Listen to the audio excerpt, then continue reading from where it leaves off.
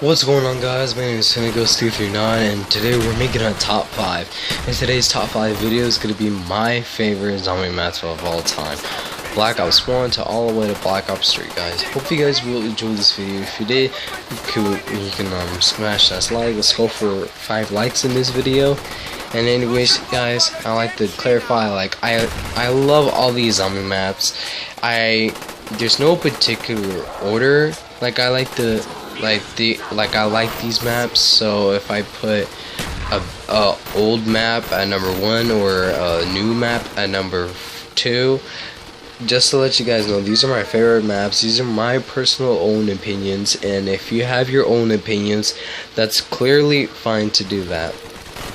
So don't be arguing with me in the comments about what should be at number 1 or what should be at number 5. So these are my personal opinions. Hope you guys can just understand that.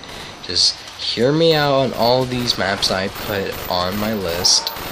And yeah, let's get this started with our number 5. Now, coming down to our number 5 spot is 5, mainly because I love it so much. Now, I can never stop playing it. I kind of like how they implemented real life characters into zombies. For instance, in 5, you get to play as the President, John F. Kennedy, or the Vice President, Richard Nixon, or the Secretary of Defense, McNamara, and the Cuban dictator Fidel Castro. It's so cool to play these characters in a map like this, in the Pentagon, which is actually in real life. But the reason why I put it at number 5 is because Traps and the Winter's Howl. If they buffed up the Winter's Howl, make it better than the ray gun, then it will be a viable wonder weapon. If not, then they should have just made another one. Traps are only on spawn, and that's pretty risky to do that and spawn just to go to high rounds. I still haven't made it to around 50, but who knows? Maybe one point I will get to around 50 on 5. Maybe not. But time will tell. I like how 5 is just in there, but it's just like only a little bit of a story in 5, mainly because of the Pentagon Thief. The Pentagon Thief is an interesting guy. Should be exactly how he is. Takes your weapons, gives you bonfire cells, max cells, all that. I put 5 at 5, and let's get on to our number 4 spot. Now, coming down to our number 4 spot, this is Ascension. I love Ascension. I like the Russian aspect of it. I like so much of it. Even the Black Ops 1 made it so good.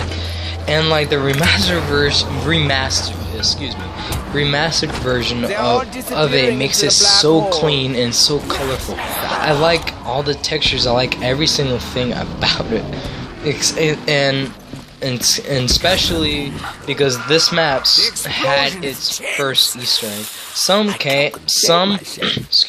Some may argue that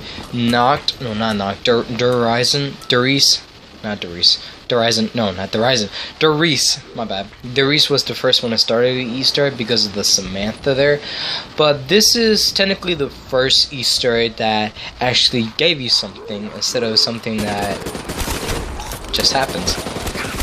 But I love Ascension. I like like I said before, I like the Russian aspect. I like the Gersh devices, and I like the Matryoshka dolls. I kind of like those. Hopefully they can bring it back in Black Ops 4. I love it so much.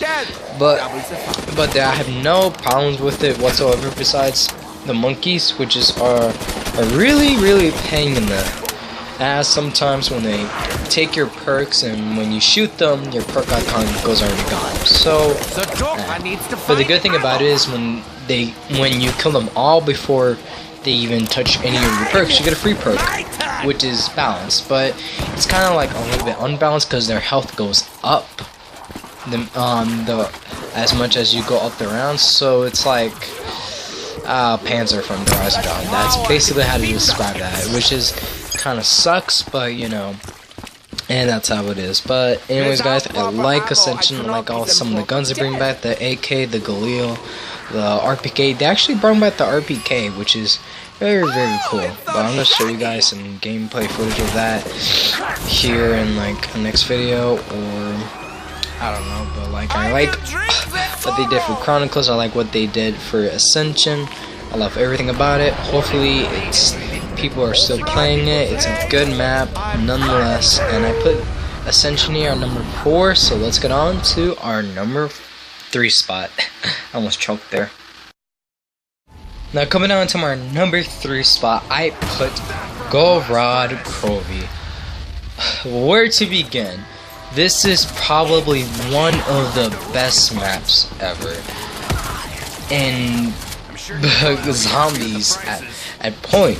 But I do love it. I do love the game very, very much.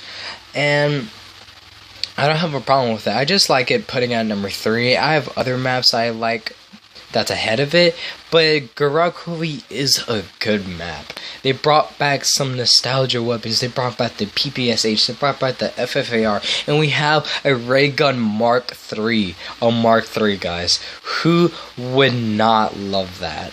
And now they brought back, the RPK, which is what you guys are watching. But there's so many good things about GamerTag. You got like the dragons, the manglers. They're interesting bosses a little bit, and when that dragon comes over and just breathes fire all over, you just gotta take out your shield to provide some of that good cover.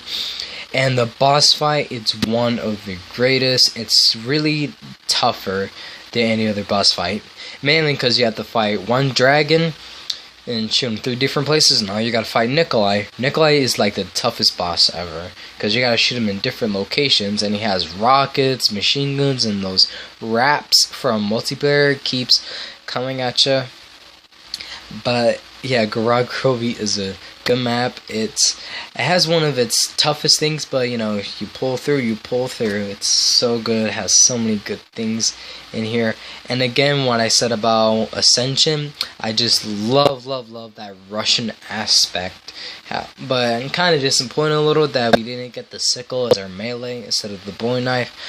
But I'm okay with that. But I put GamerTag here at number 3 spot. Yeah, I got nothing else to say besides it's a good map. Everybody should play it. Everybody should like buy this and other maps. But GamerTag, one of the best maps, one of the masterpiece, almost a complete masterpiece that Treyarch ever made. So yeah, I put GamerTag here at number 3. So now let's get on to our number 2 spot. Now coming down to our number 2 spot, I put Der Eisendrache. I love Der Eisendrache so much. It's basically Origins 2.0 for me. And I love it more than Origins, but I also have the same feeling of GamerTag. So I love GamerTag and Der Eisendrache, about to say Origins. But I like them both as a good map that Treyarch made. But I like Der Eisendrache just a little bit more than GamerTag, mainly because of its Easter egg and how you get the wonder weapon. So they're both good. They're both good maps. I cannot debate which one is good. It's just like both of them are good maps. So I like Horizon because it has that Origins type of feel, and I like Origins, but I don't like it too much. It just has some faults with Origins, but it's also good. But Eisendrache kind of fixed all those faults with Origins, and basically it's a 2.0 version of Origins, and I like that. I like how you get all the bows. I like all the bows. It does. Recently they've been patched a couple months ago. Oh, I said that they all do basically good damage, because before they were not so good, but now they're better now. You can only take one. You can take one or multiple bows to the Easter egg. That's the one factor I love that Treyarch did better. That you don't need all wonder weapons like Origins to take to the Easter egg. Horizon, you only need one, so that's the good thing about it. And I like how when you get the wolf bow, basically Horizon is supposed to, the castle belongs to the Wolf King. So when you get the wolf bow, you understand about this Wolf King that he died in the war, and his servant Arthur, which is the giant Leroy and Barry, that he scattered his remainings across the map. So that's why when you pick up the bones, you see that it's the Wolf King. So that's pretty neat about that. I love it. And I love how this is how Rise and Draw is the first map to introduce a boss fight, and that was pretty awesome. It was well balanced. It was not too hard and it was not too easy. So I kind of like that balance kind of factor that Treyarch did. But yeah, I like Rise and Draw so much. I love pretty much everything about it, and I hope that people are still playing this by the time I'm still recording this video, because it was kind of hard to find people to play with because it's barely. But I like how it started when you had to collect Dempsey's soul. I like the Easter egg cutscene. It was kind of like dramatic, kind of. It was kind of heartbreaking. But you know, that led us to have other maps that have the same mission too. So I put Rise and Draw here at number 2. So now let's get into our number 1 spot. And coming down to our number 1 spot, this has to be Kino Dotoden. Kino is one of my favorite maps in Black Ops 1. This was the first game I ever started zombies with, and to this day I still love it. I love the remaster, love the OG, I love any version of Kino. If there's any customs gaming on Kino, I will definitely play it. Don't care if I'm not good at PC, I still want to experience it because I love Kino, because it's a German movie theater, and like I just like admiring all these little things on Black Ops 1. And I was a noob at Black Ops 1. I didn't know what Jug, any of that stuff meant, which was really funny. It brings me a memory, because one time I was playing on Black Ops 1 Kino. There's these guys I was with randoms, and they all went down and they were spectating me. So I picked up Quick Revive. So in my mind, I thought it would have the same effect as you play solo, because if you go down, you get picked back up by Quick Revive and it takes away your Quick Revive. So I thought that in my head, like, oh, okay, it's gonna be like that for me. So I picked up Quick Revive, I got cornered, and then it was game over. And I was kind of mad and upset, but I laughed after. I was like, oh, okay. But this was like years ago, and I'm surprised I still remember this memory. I always remember it, kind of. Every time if I pick up Quick Revive or if I see Quick Revive, I just jog that memory. It's just, it's just that little funny thing. When I thought Quick Revive has the same effect in co-op, but I thought wrong. Because Quick Revive and co-op just revives people faster. Doesn't pick you right back up when you're down. But I was new to zombies back then, so I didn't know what I was doing. I just remember what everything was, and I picked it up and started drinking, killing, pack-a-punching, all of that. But yeah, Kino has one of the best, best replayability. That's the word I was looking for.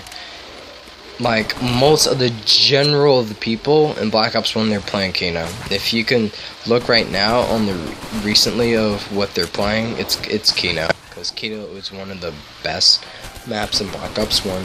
It's just only, my thing is just, the only way to go to high rounds is through on stage, or just walking around through traps, or using your power vacuum, which, you know, your boy over here trying to get in that round 100, that ain't working, but I'm gonna try to do that very soon.